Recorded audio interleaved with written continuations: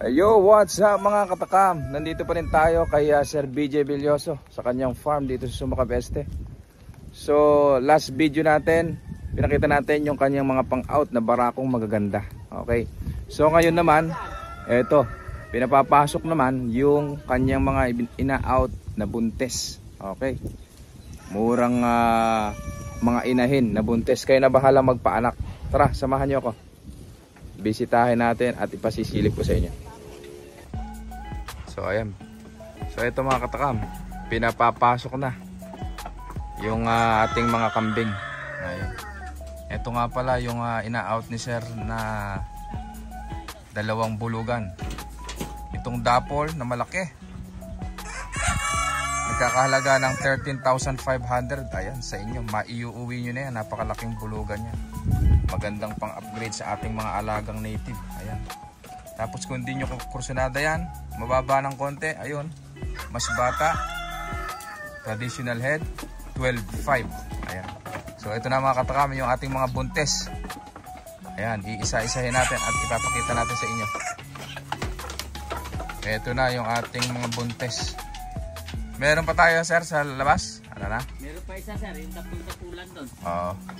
Ayan mga katakam, nagsipaso ka na. Ayun, kagaganda ng mga balahibo. Oh. Ayan po, mag-ina naman yan. Ayan. Meron tayong mag-ina rito. Nabuntis na rin yung nanay. Magkano natin pang alis yan, sir? Yung mga anak niya, 5.35. Okay. So ito mga katakam, baka kursunada nyo. Inahin, may 6.5, may 5.5. Oh, ito mga katakam. Oh, yung anak 3.5. Ayan. 3.5, ano yan? 16 kilos. Oh, 3.5. Pangkatay nyo. Ngayong susunod na buwan, mga araw ng kapiyastahan yan. Buwan ng kapiyastahan. Maraming mga magpe-piesta. Piesta ngayon.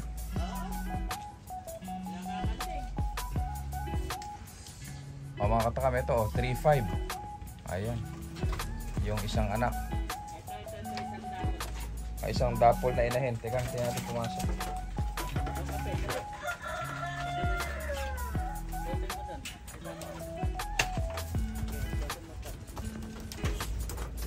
Ayan, habang hinihintay natin, tingnan nyo mga katakam yung ating mga pang-out dito. Ayun o. Ayun yung sinasabi ni Sir BJ na 3.5. Ayan o. Barako. Tapos, yung isang anak, hindi ko alam, hindi ko sure kung babae. Kasi silipin natin, papakita ko sa inyo.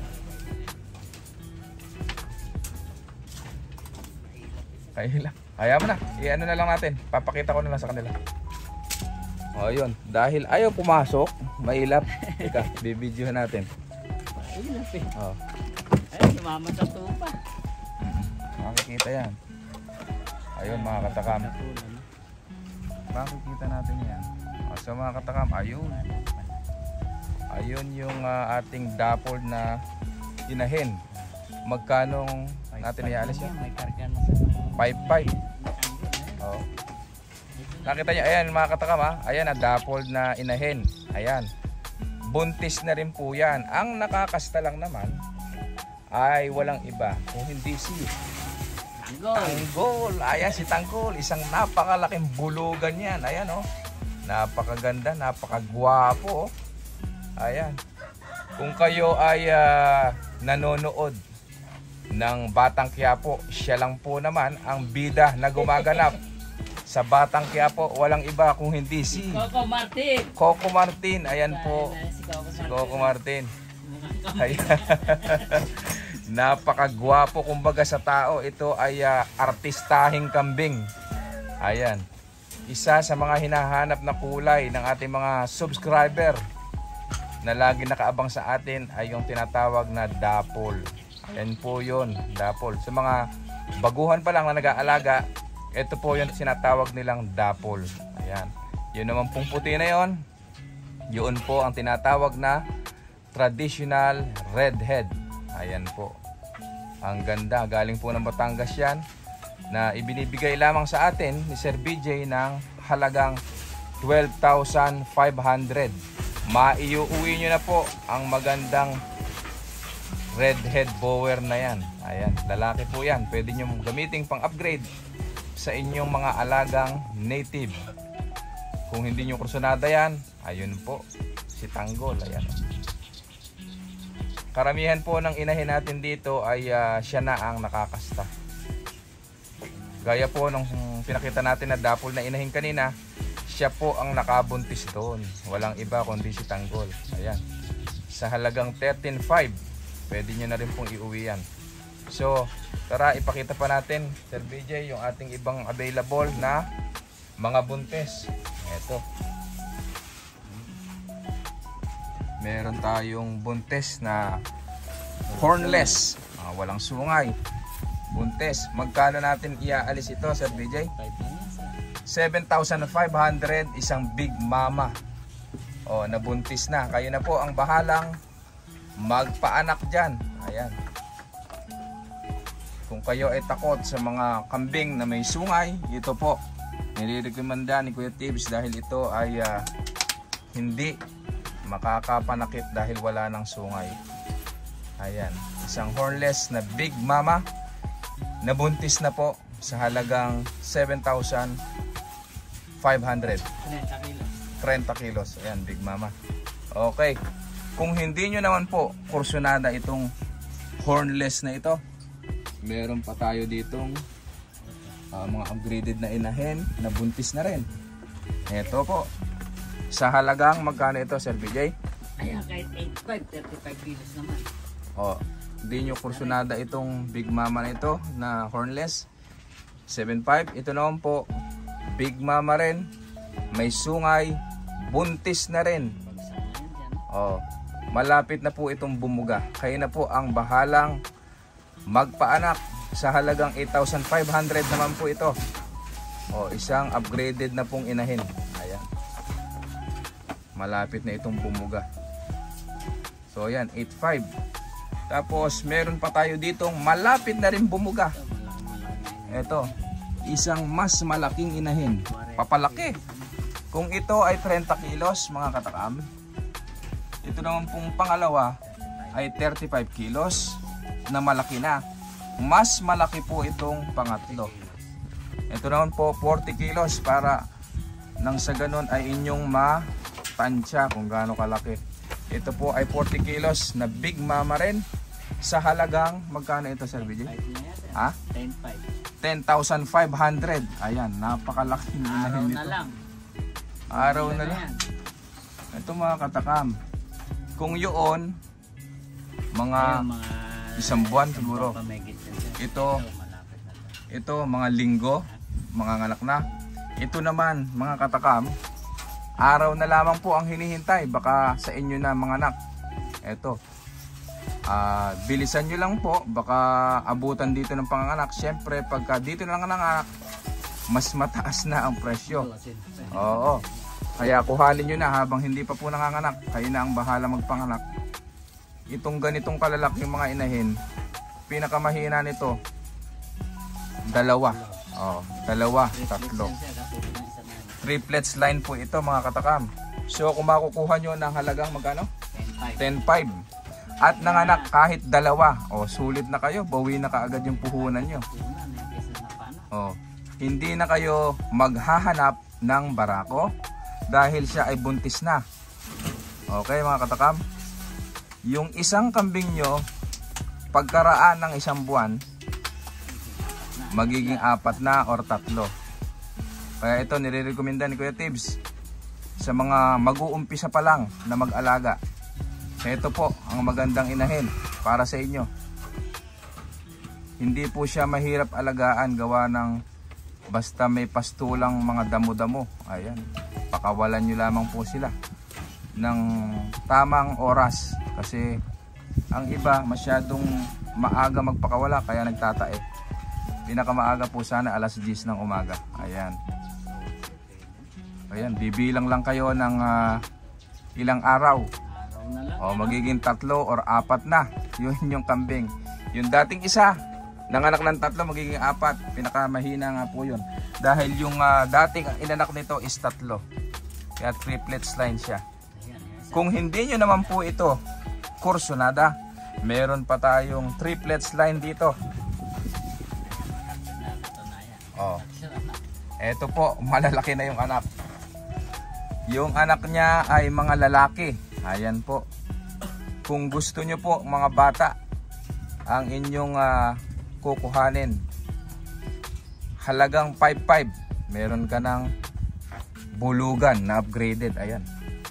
Kasi lalaki na nung inahin niya, oh. Ayan, oh. Ito sir, inahin natin, buntis na rin ito, di ba? Buntis na po yan, sir.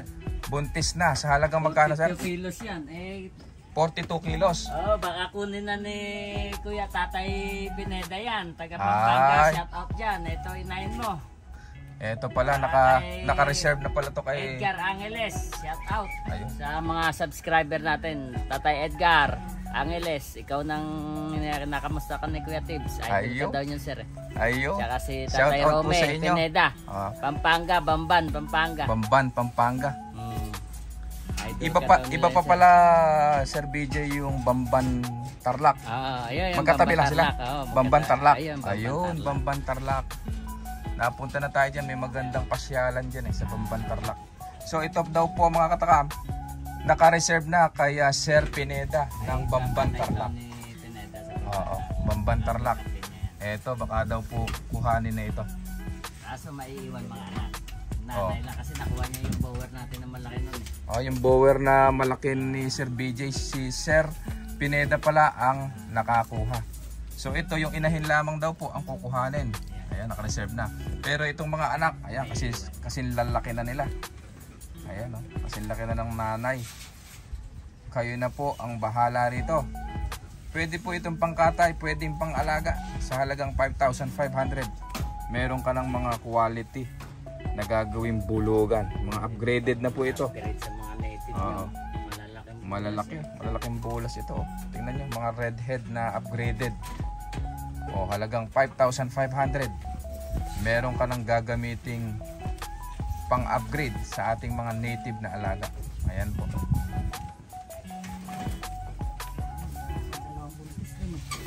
Saan? Karga na rin yan, yung nakaupo sir, sa likod ni Tanggol. Ayan. Ayan, Meron pa tayong mga available pala dito na buntis. Sir, magkano itong brown na yan? Ito 5.5 lang to sa harapan na yan, may karga na rin. Ayan, buntis na raw po ito. Halagang 5,500. Kayo nang Ayun na bahala. yung anak ko, malaki na yung anak. Ang nakakasta niyan? Ito na sir. Ayan.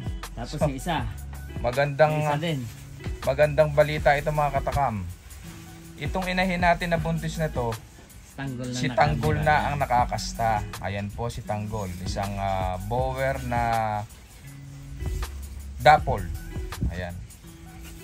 Siya po ang nakakasta dyan sa dalawang buntis natin na yan. Kayo na po ang bahalang magpaanak sa halagang 5,500. Ayan, meron ka ng panimulang buntis. Naipit. Hindi. Ito, 27 kilos re. O, 27 kilos. Buntis na rin. Ang buntis. ganda. Ang ganda ng balahibo niya. Makikita nyo mga katakam, sa pagpili ng magagandang inahin, magandang kambing, makikita nyo yan sa balahibo. Tingnan nyo, kumikinang-kinang yung kanyang balahibo. Ibig sabihin, husto siya sa purga. Okay. Ang kinis niya. Magaling yung nag-aalaga nito. Magaling talaga si Sir BJ. Pagdating sa Kasipag lang ang tiga sa atin. Eto, yung ating taga Sakate. Magkano Magkano yan natin? 7.5 oh. Malapit 7.5. na naman mga anak. Eto mga katakam, isang Isang buwan upgraded. na lang yan. Bubuga na yan. Oo. Ayan, ang ganda nung 5.5, 6.5 lang pala yan sir. 6.5 lang ito. 6.5 lang yan. O yun mga katakam, ayun yung lumundag na yun. Ayun, 5.5 Parang usa. lang yung lumundag na yun. Parang usa ang itsura. May buntis ka na. O, buntis na ang nakakasta ay si Tanggol. O, 5.5. Ito naman pong nasa ibaba na ito, 6.5 lang yan. 6,500. Ayan. Malaki na rin yung anak niya. Sa kanyang anak niya itim na yan, sir, no? Ayan po, halagang 3.5 lang. Bye. Babae. 3,500. Meron ka ng dumalaga. Ayan. Kung kursunada nyo. Baka nga nakasta na rin ni ano nito. Hindi pa ba nagpapakasta yan? Wala sir, kanina Oo. hinahabol-habol yung... Hinahabol niya na yan, oh. Baka nga na-rape na ni Tanggol ito. Ayan. Bata pa eh. Bata pa pero pagka nakasta yan, mabubuntis. Kaya lang, ang maganda sa kambing sana mga katakam, kung kayo ay mga bago pa lang nag-aalaga, huwag kayo magpapakasta ng ganyang edad. Pinakabata sana, naku po, parang may karga na. Sa dede niya, makikita mo parang may karga na. Sana, ang gagamitin nating inahin is pinakabata yung 11 months. 11 to 1 year old sana. Ang gagamitin natin bago pakasta. Para na sa ganon, pagka nanganak ay magaling mag-alaga. Magaling magpadede. Kasi yung mga bata, pag nabuntis siya ng maaga at nanganak, kadalasan dyan yan. Hindi marunong magpadede. Kaya yun ang iiwasan natin. Yung makasta o maasawa sila ng bata. Kailangan talaga nababantayan. Pagka kayo ay nagkakambing, dapat hinihiwalay natin yung barako kapag tayo ay meron ng mga dumalagang ganyang kababata. Para na sa ganon, hindi sila ma-rape at hindi mabuntis ng maaga. Sayang lang kasi mabuntis man sila, ay pag nanganak, hindi rin magpapadede. So sayang lang. Kawawa lang yung magiging anak. So ayan. O yun nga pala, yung nasa likod na yun, traditional redhead. O 12.5 yun. Dalawa. Ang gaganda ng mga available natin dito. So magpapaalam na tayo mga katakam. Para sa mga bago pa lang sa akin channel, please subscribe, like and share. At i-click nyo na rin ang notification bell para lagi tayong updated sa ating mga susunod na video. Have a nice day. Happy farming everyone. Thank you.